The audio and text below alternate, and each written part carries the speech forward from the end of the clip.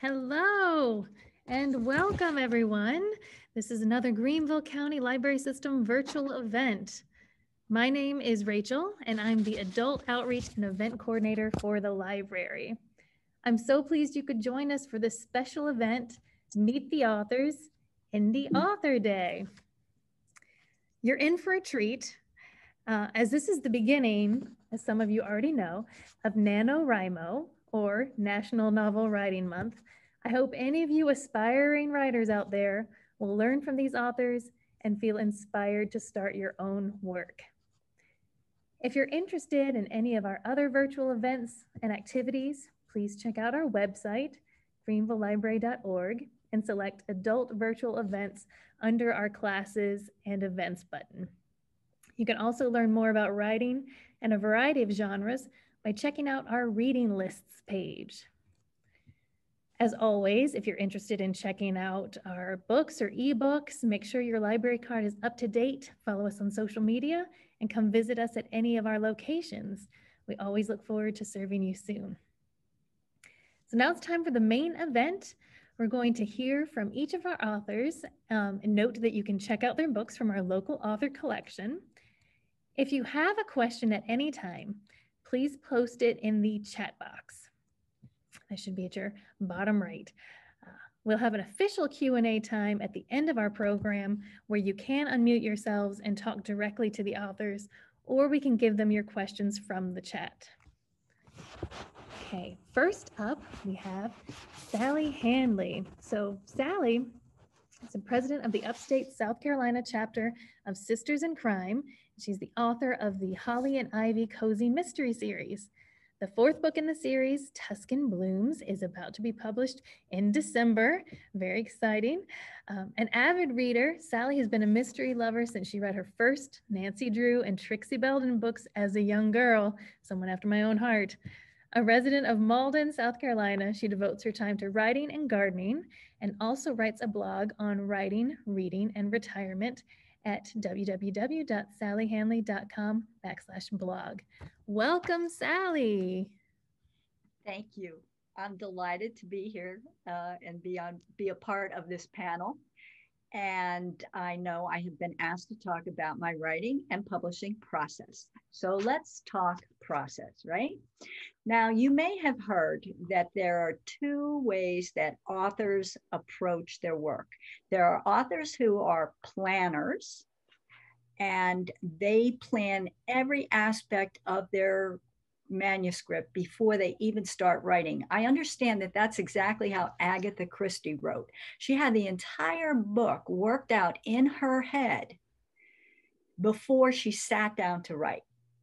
Now, the opposite of the planner is what we call the pantster. And pantsters are people who just sit down and write and fly by the seat of their pants, okay? Now, I'm a little bit of both of those. I have to start with a basic plan because I'm a mystery writer. And let's face it, there are certain requirements that you need to fulfill in order to make a mystery work. And it's a formula. You have to have a sleuth. You have to have a victim if you're writing a murder mystery. And then you have to have suspects, okay? So basically, my process is to sit and think about those things. And when I sit down to write, I do know who my murder victim is. It's usually somebody from my real life, based on somebody that I have come across in my real life whom I really don't like, and I kill them off in my book, okay? I know who the murder victim is. Of course, I'm writing a series, and so I have two sleuths who are lookalike sisters, Holly and Ivy Donnelly, right? So those characters carry over, and I also have some other characters that carry over from book to book. So those characters are in place already. But the list of suspects is the next thing. Once I figure out who's going to die and why, I also know who the murderer is from the very beginning. Sometimes mystery writers don't, but I do. I know who the murderer is. But then I work on this list of suspects and come up with a list of all the potential people who would have a motive to hate this person enough to want to kill them, or have some other, maybe it's not hate, but there's a reason, a motive for why that they would want to kill them. So these are the minimum things that I have already worked out when I finally do sit down to write.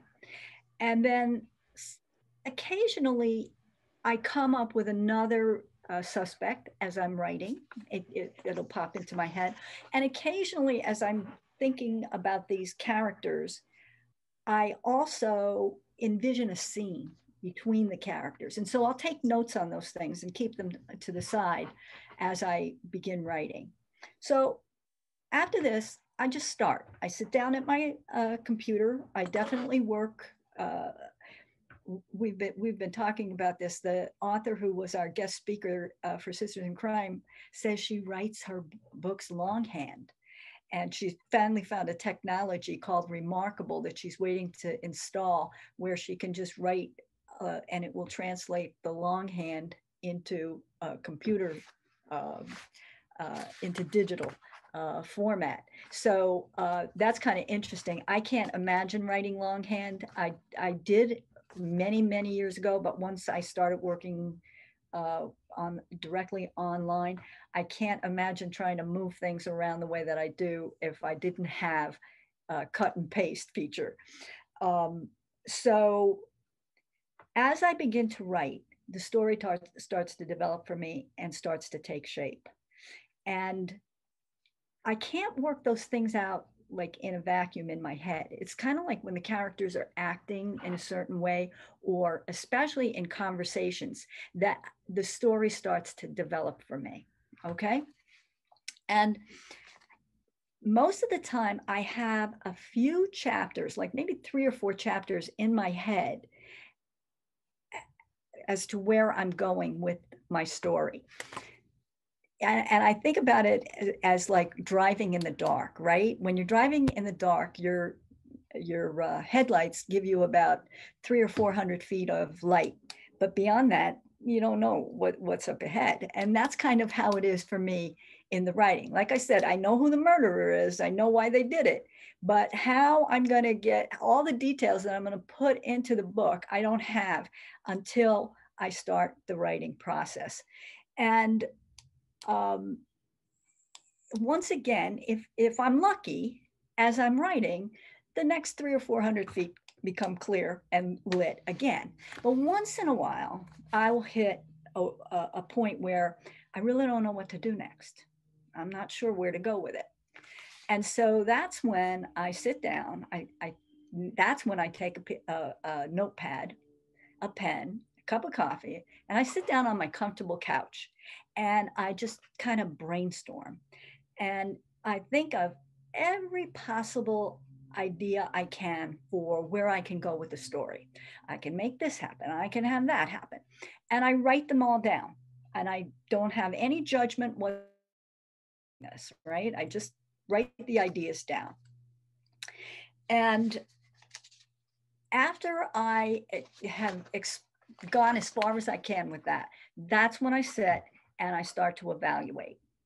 And I ask myself, well, if I do this, what happens next? If I do this one, what happens next? I want to make sure that the ideas are realistic. Even when you're writing a cozy mystery, you still have to be pretty realistic these days. You can't just make, you can't have characters doing things that couldn't possibly happen in real life. Additionally, you also, and I'm sure there isn't anybody in this audience today who hasn't watched a mystery show and sat there and gone, why did they do that? Why would anybody in their right mind do that? I would never do that. It's completely unrealistic. And so you don't ever really want anybody to feel that way about something that you've written. So I definitely apply that measure. Like, would anybody sit and say, this is just ridiculous? No, but she wouldn't do that. Or a particular character would not act in a certain way. There always has to be, the logic of the character and the how they think it has to be a factor in how they react in certain situations. So usually after about an hour and a half, sometimes it takes me all morning to do something like that. But I do then have a plot line for the next 3 or 4 chapters, and I can get rolling again. And that's my process from the start to the finish of the first draft. Okay, so let's now talk about editing, because editing is part of the writing process. A lot of people, and I've heard a lot of people advise you to always write your first draft straight through and don't stop and don't revise, don't do anything, just write the story. Every morning when I begin, I read what I wrote the day before. And so I do sometimes make corrections or changes at that point. So I am kind of doing a little bit of editing as I write. Now, I'm also very fortunate. I have my best friend, Nina Angello, on whom one of my characters in the book, Kate Farmer, is based, reads my chapters as I write them. And it's great because she points out things that don't make sense or something that I didn't think of. And it's very helpful as I'm developing the story to get that kind of feedback. It also acts as a motivator for me because she's hungry to get the chapters, and I feel an obligation to sit down and knock them out every day when I'm writing a book to get them to her. So that's one person who's looking at my work as I go through. But in addition to my friend, I belong to a critique group. And one of a really wonderful critique group. One of the first persons I met when I came to South Carolina, when I retired, was Judy Bush, who is the author of a mystery series, the Simone Baez mystery series, and her sleuth is a ventriloquist. And we started talking together, and we decided we were going to start our own critique group. Over the course of time, our critique group has grown to 5 people. We have Cindy Blackburn is the author of the Cue Ball series, and she's the author of the Cassie Baxter series. Wayne Cameron, who's the author of the young adult series, the Melvin Motorhead series, and Diana Manley, who's working on getting her first book published. So we meet once a month, we share chapters, we read them out loud to each other in our critique session, and we comment on each other's work. And I have to tell you, I believe that any improvement that I've seen in my writing over the last 5 years, I owe to my critique group. They've been just wonderful in helping to refine and sharpen my writing. And I think that everybody should belong to a critique group. If you're an aspiring writer out there, or if you've been writing a lot, but you don't belong to a critique group, I think it's something you should consider, because the fellowship alone is well worth it, but also it helps improve your writing tremendously. And you want the goal that you hope for in a critique group is constructive criticism. If you belong to a critique group that makes you feel discouraged and like you want to quit writing after you attend a critique session, don't get discouraged. Find another critique group and try to find a critique group of people writing a similar genre to what you're writing. Because, if we had a thriller mystery writer in our cozy mystery group, they would not find they would criticize things in our writing that are supposed to be in cozy mysteries. So you can't turn a thriller into a cozy or vice versa. So find a critique group of people who are writing similar things to what you are writing. And that is probably, and your critique group should make you feel supported and nurtured. Okay. And okay, so now this is ongoing while I'm in the writing process. And once I complete a manuscript, that manuscript has to be edited by someone else. You know, it's one thing to have people who know you read your work and edit it, but they also know how you think. And so they might overlook things that other people won't. So you need an editors. And, you know, in my first book, I made a lot of errors, and I have fortunately corrected all of them. And that is, I find, one of the primary benefits of being a self-published author. You can just go in, make the changes, and re-upload your book anytime. So if somebody, you know, contacts you and say, look, I read your book and I found this error, you can just go in, fix it, and re-upload the book, no problem at all. Now, I do read a lot of self-published books, and, you know, when you find a lot of errors, it does distract from the reading. So you really want to get somebody who is more of a professional to take a look at your work. But if you are going to hire an editor, get one on recommendation. All editors are not good. All editors don't do all things. There are developmental editors who only comment on the story and plot line. There are copy editors. There are line editors and proofreading and so on. Now, I have two people who edit my books at the end. One is a former lawyer, so he's used to editing briefs, and he's really good. And he will catch, like if I called something by a certain name on page 17, and then I changed it, what I called it on page 63, he will catch that kind of an error. But he also, you know, catches the plot holes and storylines, but every comma and so forth. And then I have another editor who was an English teacher and a Latin teacher, and whose grammar is perfect, and who does all of the editing. Her name is Joanne Mance. And if you're looking for an editor who does everything, developmental, copy, and line editing all at once, send me an email, sally@sallyhanley.com, and I'll be happy to send you her contact information. So as my book is being edited by these two people, I am working with my cover designer. I have a cover designer named Carol Monahan, and she worked with me as a graphic designer in a career when I was working as a marketer, and that feels like a lifetime ago. And we get the cover done. And then when I have the finished manuscript and I have my cover, I go to Kindle Direct Publishing, and I follow step by step the directions for uploading the book.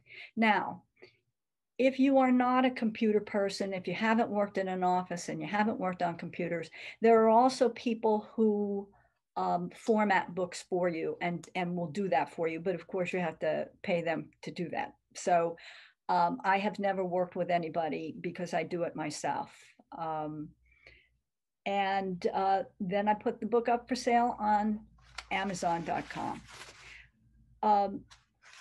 So that's my process for editing and for publishing. And I just want to end with a general overall piece of advice to anybody out there who is an aspiring writer, or who's been writing a long time, but writing all by yourself. You really want to find a group of people to belong to who share your values and help keep you motivated and inspired.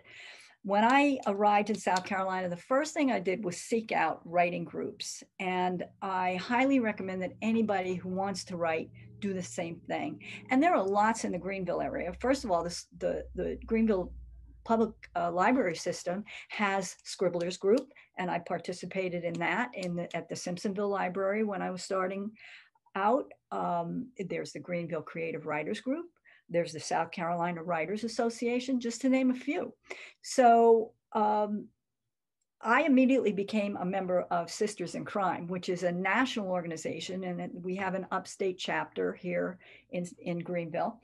And it's been just a tremendous boon to have this community of people with shared values, all doing the same thing.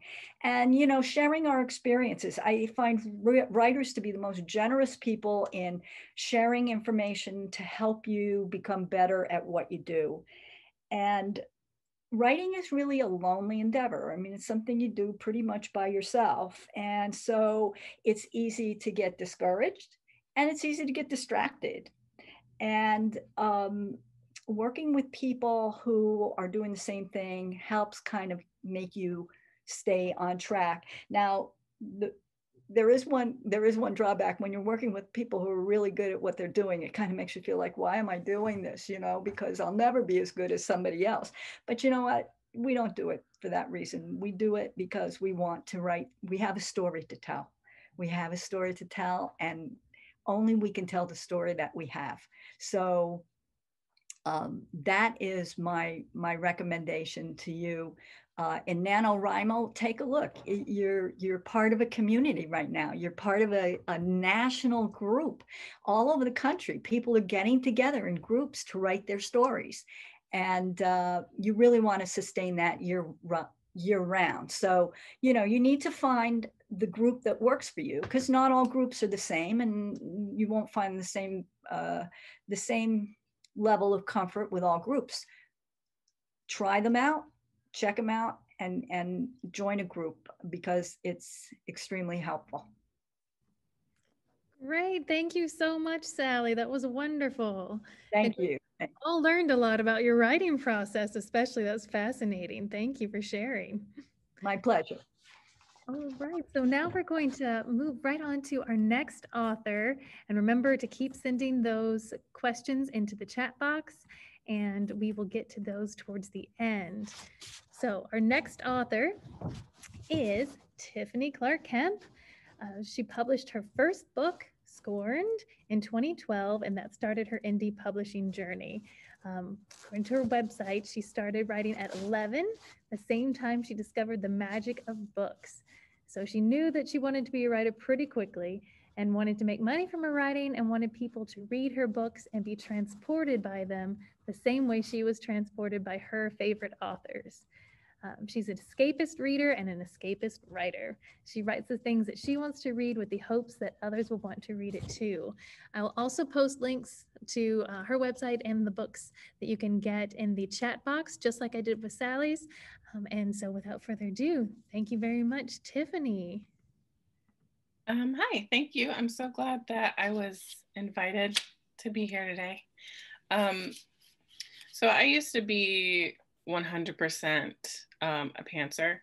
I like to be as surprised when I write as I am when I read. But a few years ago, I decided, or I got an idea for a time travel novel that I knew was going to follow 5 different points of view.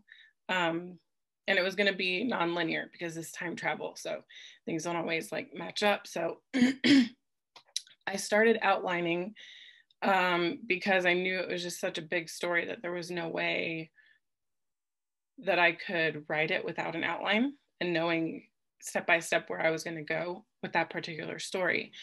So I started with, I now have 4 outlines. And one of them is like 17 pages long, which is kind of outlandish, but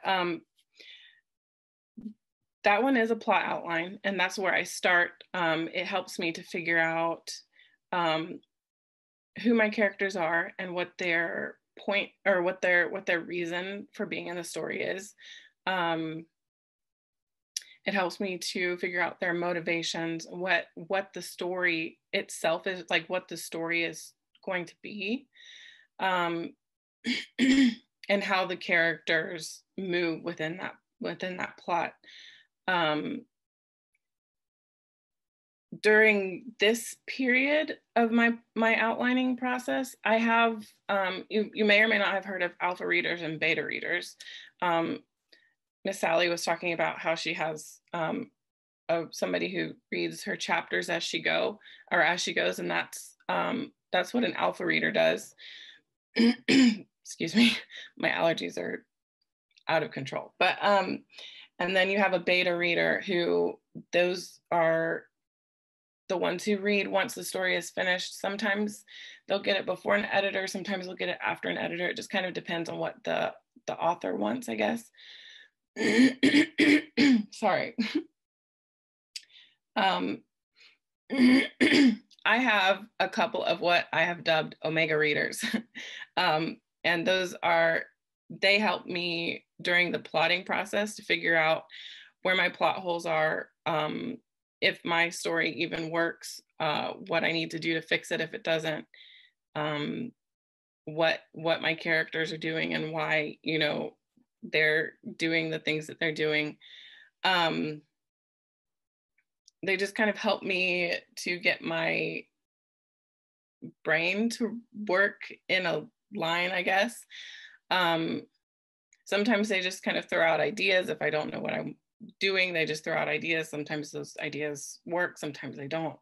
And then from there, once I know what the plot is, what the story is, I have, I kind of call it an action outline. I'm not really sure what it is. It's 7 points, and it's the 7 main points of the story. And then under each point is how we get from one point to the next, what the characters are doing to move the story forward, how they're going to do that. 1 second. And then I have my writing outline, and my writing outline is literally just, it's anywhere from like 9 points to just whatever I need, I guess. And those are, I just choose those, like those are the main points that I want to hit in the story. And I literally just write them out in a notebook. And then I write beneath each point the smaller actions that get us from point A to point B through the whole story. Usually, my minimum is 9, like 9 main points usually is what I like to try to hit. But I have some that are like 25. So it just kind of depends on the story and how many like major points I want to hit in the story. And then I have kind of what is a chapter outline. And this is literally, I just, I write them on sticky notes. I write just the main points of each chapter that I want to hit. To me, it doesn't really seem like an outline, but I've been told by a lot of people that that's basically a chapter outline. So it's mostly just so that I don't forget something. Like if there's like a piece of dialogue or a certain action that I know that I want those characters to take, but I don't want to forget what it is. That's where I write those things. And then from there, it's I get an alpha reader or two, just to kind of read it before I even bother reading through it a second time.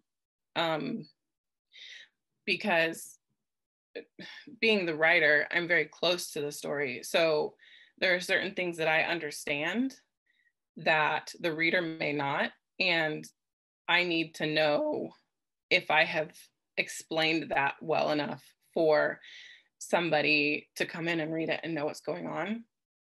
And I can't, those are things that I can't find for myself.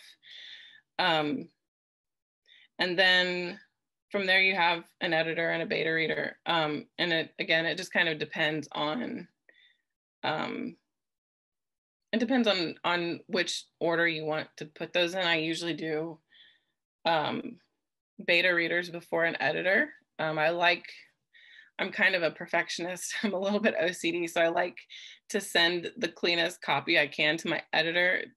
It kind of defeats the purpose, but it just, I don't know. That's just how I like to do it. That's pretty much There's a lot of people like to ask, or a lot of people ask me where to start when they start writing. And it took me a long time to figure out how to answer that question. But my answer is to start at the end. If you know where your story is going to end, you can figure out how to get there. And then I just wanted to make a point that just because you have an outline doesn't mean that you have to follow it. Your outline isn't set in stone. I don't think I ever sit down to write anything that doesn't change somewhere in the middle. But I have an outline, and then I can just adjust my outline and make sure that just because this thing changed in the middle doesn't necessarily mean that the end is going to change. Or just because the end changed, or now that the end has changed, I have to figure out how to get to there from where I am. But I have an outline, so I know I can adjust it and make it work. Whereas when I don't have an outline, for me, it just completely throws me off.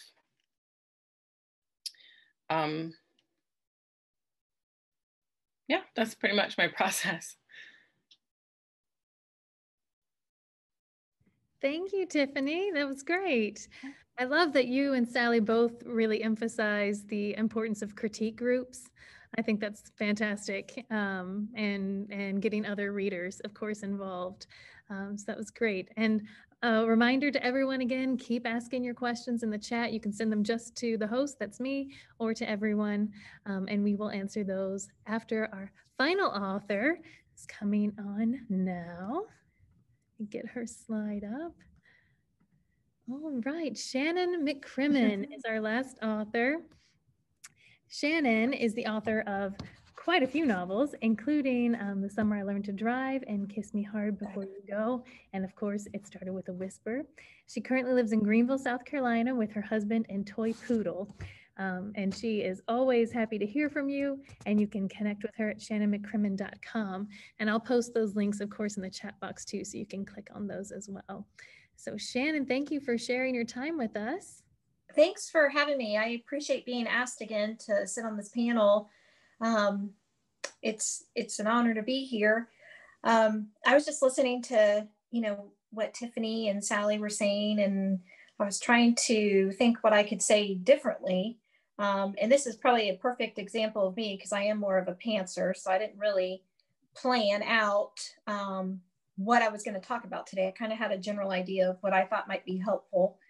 And for me too, as more of an extrovert, it's kind of a challenge to talk to, I feel like I'm talking to myself on Zoom. So just bear with me because I prefer an audience where I can actually see people and have you guys ask me questions and me answer them while you're, with me. So I'll just tell myself that you're here.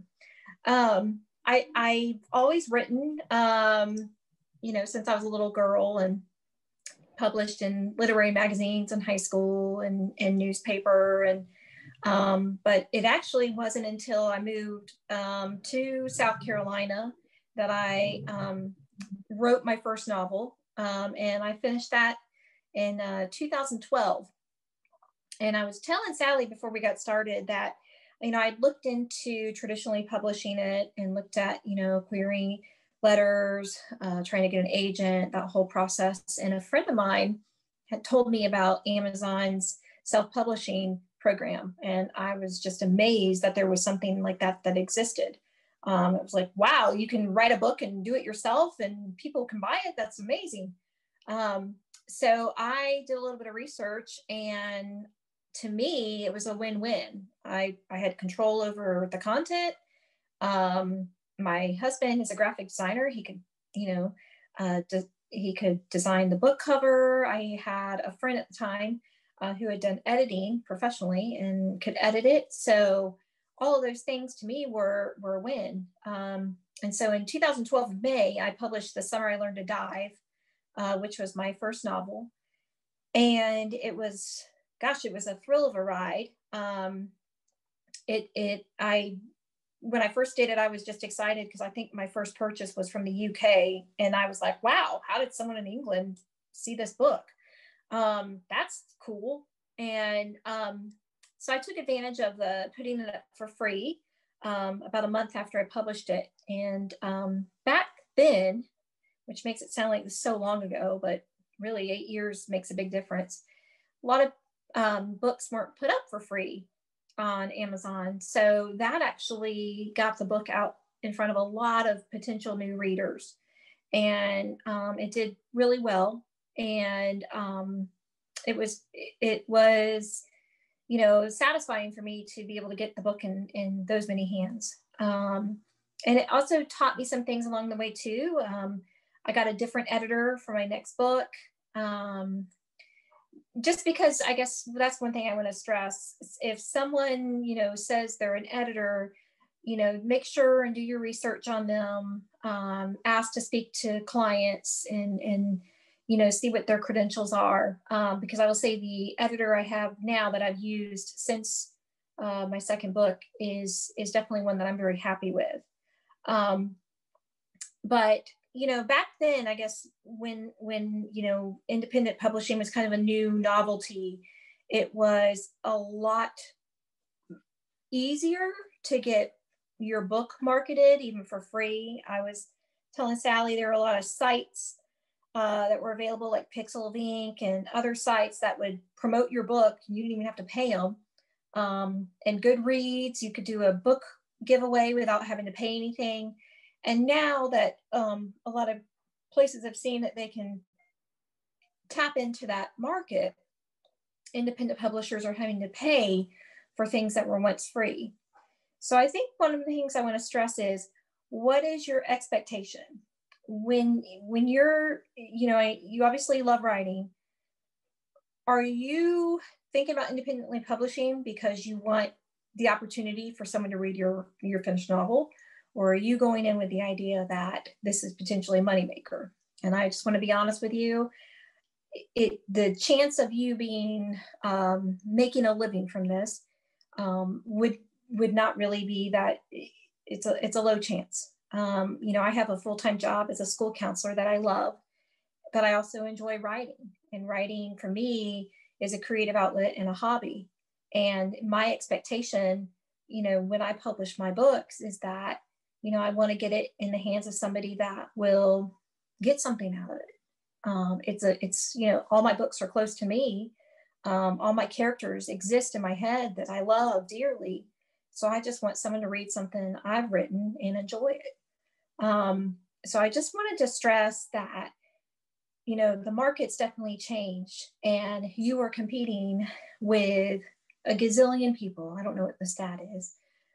So just know it can be costly to, you know, promote your book if you're, you know, trying to make a lot more money from it from independently publishing.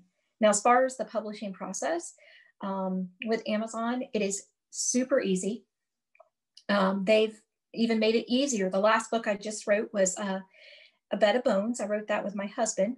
He had a dream that a tornado struck a Midwestern town, and among the wreckage, a skeleton is found chained to a bed.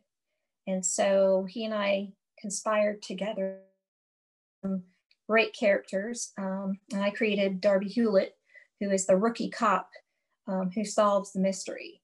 And I'll say this is something that was exciting. And just if you're writing, take that challenge of going outside of your normal genre. Because I normally used to write, you know, young adult books, but I switched to mystery. And I have to say, for me now, I don't know if I could ever write another young adult book again, because I'm kind of loving writing a mystery more.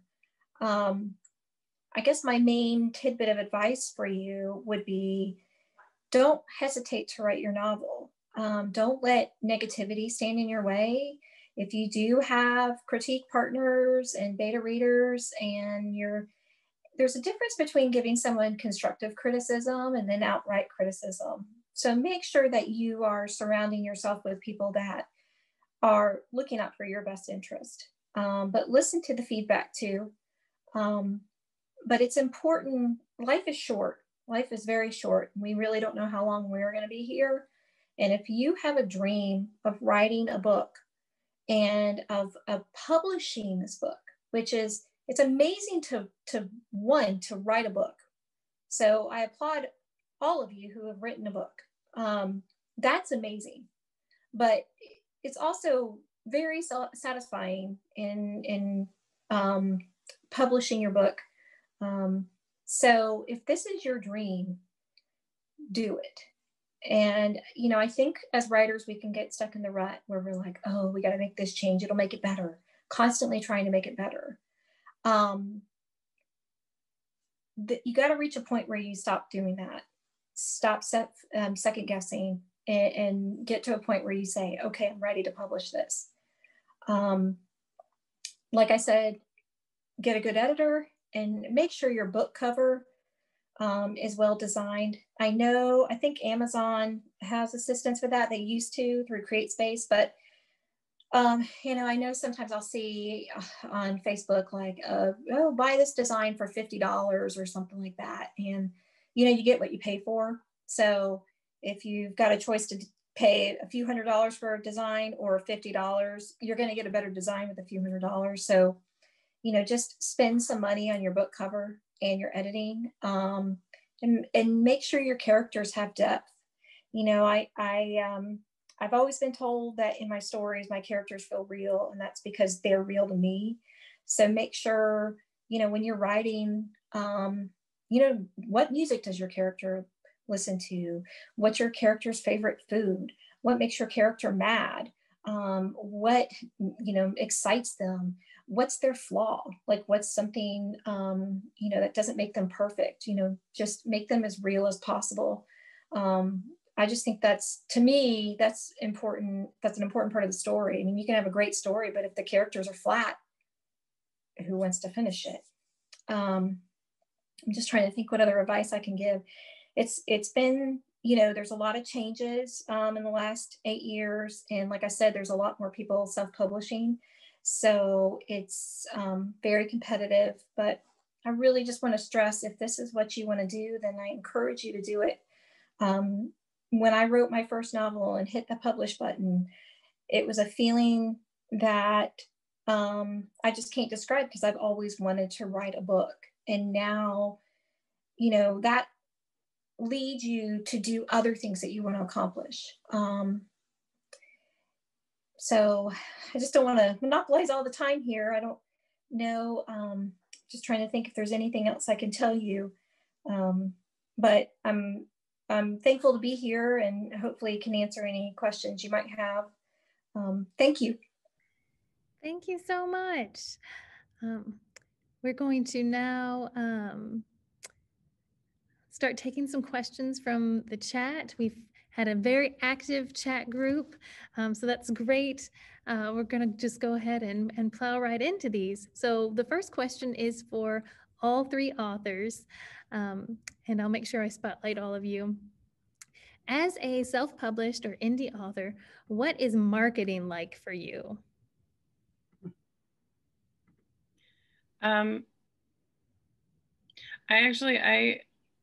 Last year I went back to school for marketing just to kind of learn. I went for business management and then got into my marketing classes and realized how much fun it was.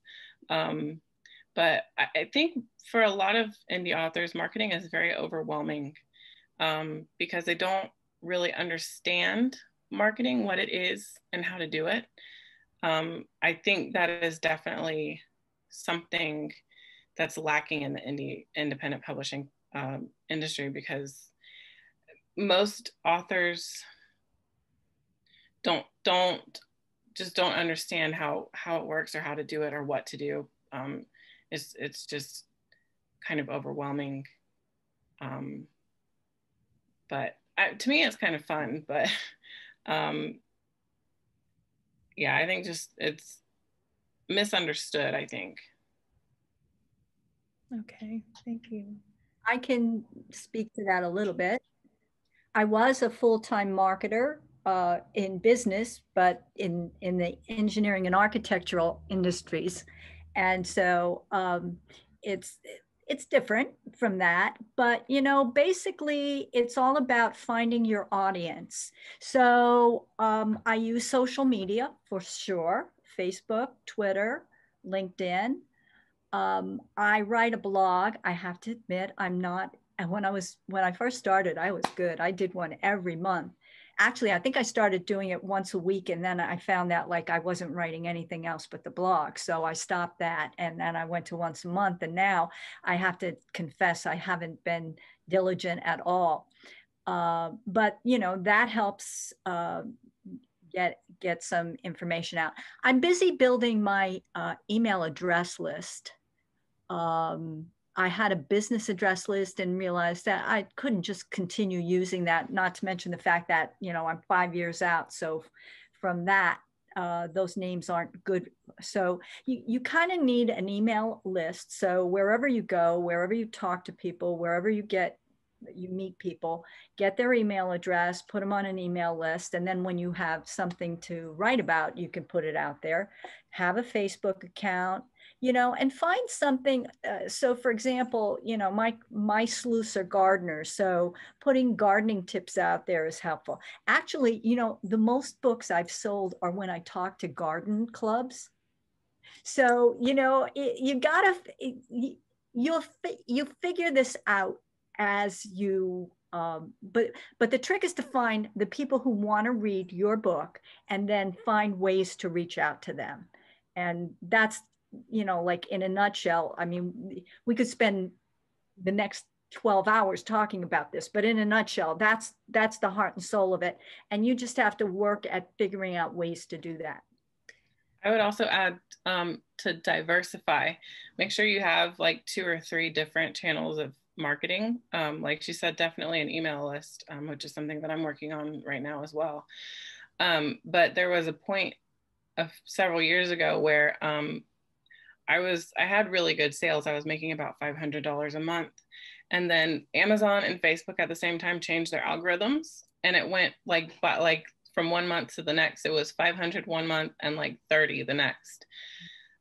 So have more than one channel that you're marketing to. So like if you're using social media, have your social media, but have like your email lists. And right now events aren't really a thing, but I know I do pretty well at Comic-Cons. So like have more than one channel, because you never know when one or more of those channels might just stop working altogether. And I'm definitely someone that's not like a rock star when it comes to marketing. I will say, it was a lot easier to market even like 4 years ago when blogging was big. I developed a relationship with a lot of bloggers, and they helped promote my books, but that blogging is almost kind of dead now. And like Tiffany was saying, Facebook definitely changed. Used to, it was very easy to even do ads on Facebook. Goodreads used to be a great way to advertise, but now they charge too much money to even do a book giveaway. You can advertise on Amazon. I've experimented with that. But I mean, it's, I've tried different things. I've, had like some of those newsletter services like Fussy Librarian, when I've had like a promotional sale. You can get on BookBub. That's like the jackpot of all places. I was featured in BookBub twice, and it's definitely a great return on your investment, just because of their readership. But you have to have a certain amount of reviews for your book and be running a promotion, either making it free or a discounted price. But it's something I could definitely improve on. And it's so much has changed within the last few years too. Oh, I have one more piece of advice that's free to do, and that's good for everybody. If you do have a Facebook account, look for groups. So for example, there are lots of cozy mystery groups. Join the groups. And then when you do a post, you share your post with the group. And so you may be only you may not be friends with any of the people in that group or one or two people in that group, but you are reaching the entire group when you share your post with the group. So there are lots and lots of cozy mystery groups, writers groups, there's tribe writers, there's, as I said, Upstate Sisters in Crime has a Facebook page. Just explore groups because they will multiply where your posts reach, and it costs you nothing. Wonderful. That's great. I think that also helps answer quite a few questions people had about websites, social media, marketing. That was a very popular question. So thank you, all three of you, for that information. Blair, do we have some questions from the chat? Yes, here's like a two-part question. What keeps you going when writing becomes difficult, and how do you decide what happens next when you hit writer's block? And that's to everyone. Well, I can start and I can say I have not experienced writer's block. So that one, it's like when I have an idea for a book, I may reach a point where I'm not sure where I'm going, but I explained what I do when that happens. But it's really easy to get discouraged. You know, sometimes I'll read a book that's magnificent, and I read Their Eyes Were Watching God, right? And I read this, and the writing is so exquisitely beautiful. I mean, I don't even aspire to write that way, but it just made me feel like, why do I waste my time when people can write something so much better? But then, you know, something will happen and it'll make me realize, yeah, keep doing this, because it's what you're doing is working for somebody somewhere, because there are lots of different audiences out there. But, you know, I could still remember one time when I was having that discouraging day, like what's the point of all this? And I went to a store, and the saleswoman I'm not going to give you the long drawn out description, but she was exactly like the character that I had just written about in my book. And the character's name was Teresa Nowicki. And when I spoke to her, she goes, "My name is Teresa." And I'm telling you, that sent chills through me, because I thought, oh my God, this was a message from the great beyond telling me, keep writing your story. So little things like that are what usually happen to me that jolt me out of this, like, you know, stop feeling sorry for yourself and get to work. I'd like to say that writing is just hard. Like it's difficult. I mean, there are days when it's just like, it's easy and it comes, but writing is not an easy thing. I know people kind of think it is, but it's really not. So to me, it's like writing is difficult all the time. You just have good days and you have bad days. But for me, like when I get writer's block, I just kind of step away. Like I'm obsessed with K-dramas.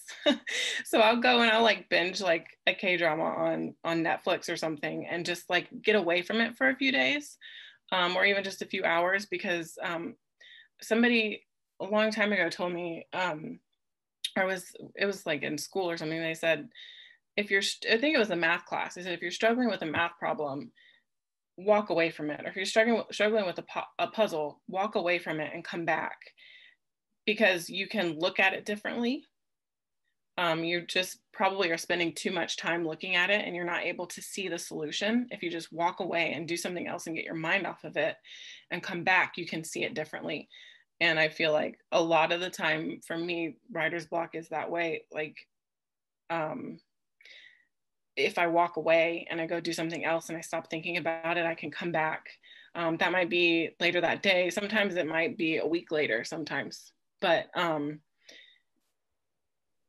think it's just writer's block is, to me, just maybe trying a little too hard to get the story out when you just maybe need a break or something.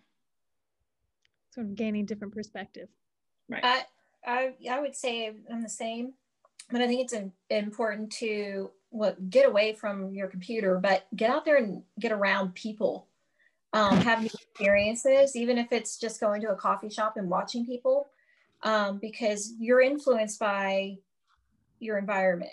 So if you're struggling with something in your story or something's not working, just go somewhere, drive to the next town, go to a coffee shop, go sit in a restaurant, go sit on a park bench and watch people.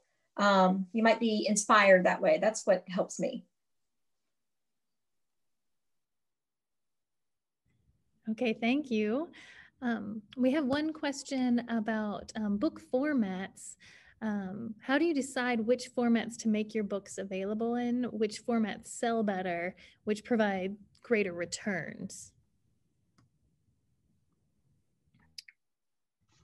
I would say I make more money off of ebooks, but I also know a whole lot of people who, if they like your ebook, they'll go buy your paperback because they want a copy of it like in their hands. So if say you're on a budget and you're trying to get a book cover and you can only afford like an ebook cover and you can't afford the paperback cover right now, I would say go ahead and like put up an ebook first. And then when you can, get the paperback out. Also, they're talking about, you know, the difference between Kindle and Kobo and those formats as well. You know, I had at one point used, I think it was called D2D, something that put me across all these formats. And I wasn't selling anything on those other formats. And that's when I made the decision to go back to Amazon and be exclusive with Amazon and go on Kindle Unlimited. Because here's the thing, this advice that I read, and I still hold by it. People go to Amazon because they want to buy something.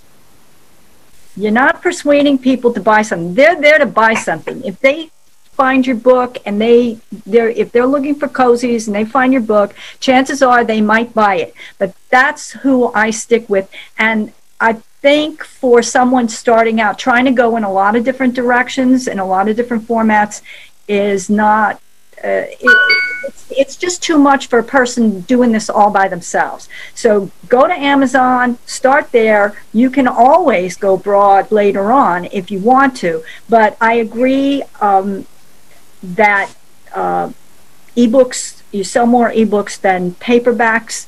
But you know, if you go to Kindle and you have it, if you go to Amazon and you have it on Kindle and you have it on paperback, I think that's the best place to start for sure. I would just say I've done all the different outlets. I have the most success with Amazon. I will say this, the last book that I published, A Bed of Bones, I sold more paperback copies than ebook copies. So now some of that too is my husband and I ordered paperback copies, and we, had quite a few friends on Facebook and Instagram, or not even friends, just fans or whatever. And we're able to, we sold them as signed copies. So that made a difference. But overall, logistically speaking, yes, you're going to make a lot more money from your ebooks than you are paperbacks. But if you can get your paperbacks in local bookstores, or even think outside the box, like there's a shoe store that carries some of my books, which you'd think shoe store, but they're great gift items. And usually, the person that owns the shoe store wants to make a profit as well. So she'll push that as like an extra gift item for someone. So just be thinking outside the box, because some of these bookstores too try to charge a shelving fee, which I think is a bit ridiculous. And then also kind of charge a big portion of the profit. So just be careful of that when you're looking into it as well.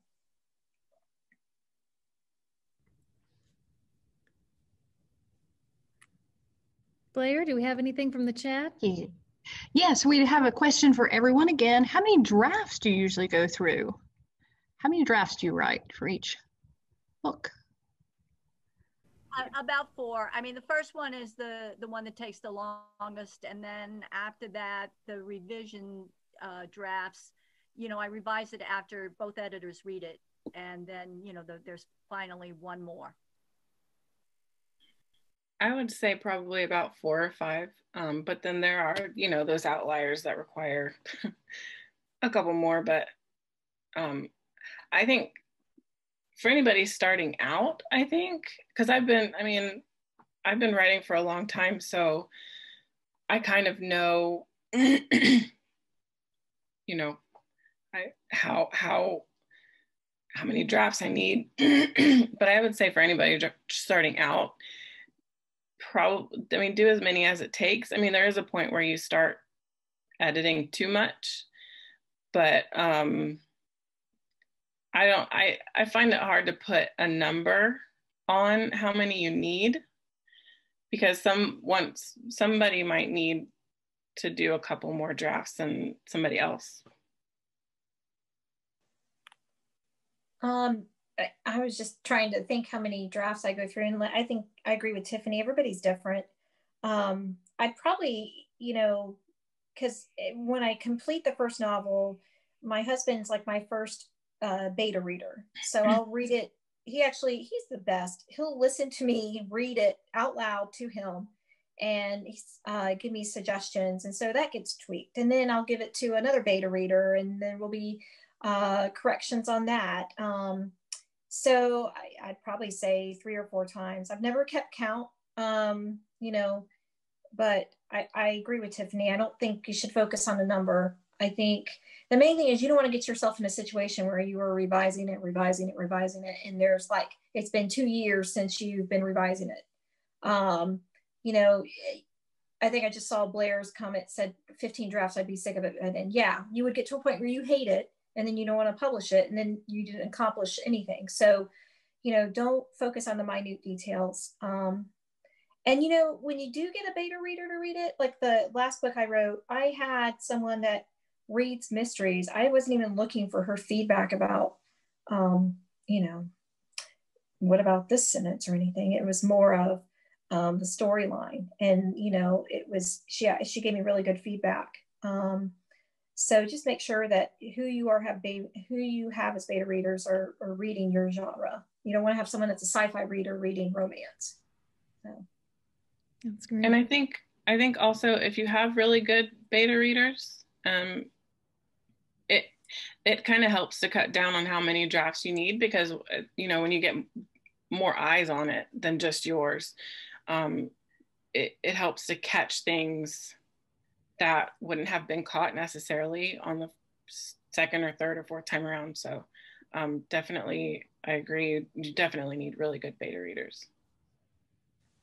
Okay, we're getting short on time, so I'm just going to ask one last question. Someone in the chat asked, what are the 3 best indie books you've read in the past 2 years? It's a tough one. Yeah, I was just thinking, because I'm terrible. I have to keep a list on Goodreads about all the books I've read, because I couldn't even tell you the last title of the book I read. Yeah. I hate to say I can't even answer it, because I can't even tell you the last name of the book I read. I read so many books a year. I think it's important as a writer to read as much as you write. So I will say there's an author I really enjoy, and she's independent. Her name's Michelle Warren. And I love her. Yeah, she's a beautiful person. A beautiful person inside and out, but her writing is beautiful. And all sorts of different, I love her YA series. It's kind of sci-fi, romancy, very creative, but she's written adult novels as well. So that's someone I really enjoy. So if she has a book that's out, then I'll always make a point to read her novels. That's an independent author I really enjoy. I was in school all last year. I was working a day job, and then I was in school all last year. So there weren't a whole lot of books that got read other than like textbooks. And then I haven't done a whole lot of reading outside of like businessy books this year. But I have a friend who wrote, I definitely recommend Michelle Warren. She's amazing. She's just, I love her to death. I have a friend who released this like super cute, it's like a rock star romance, small town rock star romance last year called Renegade Heart. And if that's your thing, I mean, it's super cute and I loved it. I'm not a huge, I write romance, but I don't really write sweet romance, but it was just cute. And her name is, I think she published it under Lissa Lynn Thomas. And I beta read that for her, but I think that's maybe the only indie book that I read. I can only think of my critique partners books. The Cassie Baxter series is very, very cute by Cindy Blackburn, and the Simone Bias series by Judy Bush. So those are two indie authors that I read all the time, and they're very good, very good. Great, thank you. Thank you all so much for your time. Again, I hate that we have to end it. I know we have so many more questions people want to get through. We will be posting this recording on demand. So if you have more questions, you can post them in the YouTube comments, and maybe our authors will be able to pop by and answer some more for you. We'll see. Thank you for joining us for Meet the Authors Indie Author Day. Be sure to register for any more of our virtual events at our adult virtual events page, greenvillelibrary.org. We have adult winter reading coming up in January. So I know all of you aspiring writers also are avid readers too. So you can actually win prizes for something that you already love doing, reading. We'll also have a local author expo on January 7th. So mark your calendars. That's going to feature another large panel of local authors. And if you want one more great tip on the writing process, be sure to use your library card. Your library card is your ticket to so many free resources and research, databases, downloadables, streaming, you name it. And then, of course, as always, don't forget to follow us on Facebook, Instagram, and Twitter for library updates, and sign up for our e-newsletter so you don't miss out on great events like this. So thank you all for your time, and we look forward to seeing you again soon.